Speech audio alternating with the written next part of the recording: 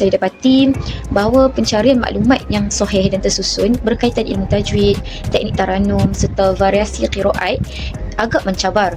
Sumber-sumber yang ada di internet kadang-kadang tidak lengkap, bercampur aduk atau tidak disahkan oleh pihak berautoriti. Lagi satu, bahan interaktif pun kurang. Pelajar sekarang suka belajar dengan video, kuis atau aplikasi yang menarik, tapi kebanyakan sumber yang ada masih bersifat tradisional.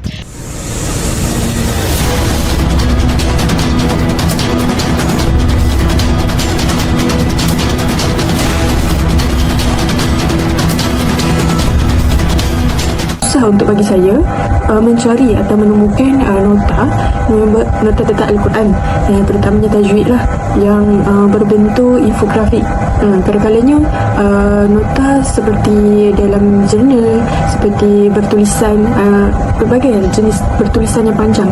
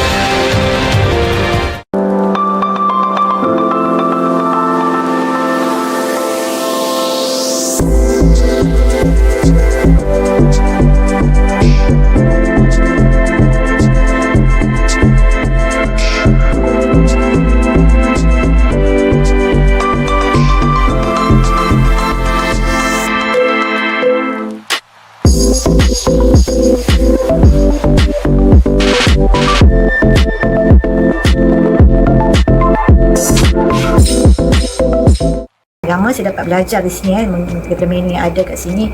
Kita dapat pengenalan ilmu tajwid kan, tilawat Al-Quran. So nak belajar, maksudnya dari segi konteks penggunaannya boleh meluas lah, bukan saja untuk belajar dalam pendidikan agama.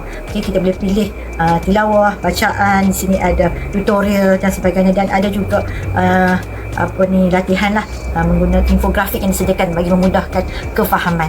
Dan saya rasa inovasi ini sangat berguna, bukan saja untuk pengguna yang memang bidang pendidikan Islam, tapi juga kepada orang yang nak belajar tajwid, nak belajar taranum. Itu sangat guna. Saya rasa aplikasi tu interaktif, dia ada slide-slide, maksudnya sebelum kita belajar satu-satu tu dia ada pengenalan dia pada semua tu. Lepas tu kalau ada masalah pun kita boleh tanya official.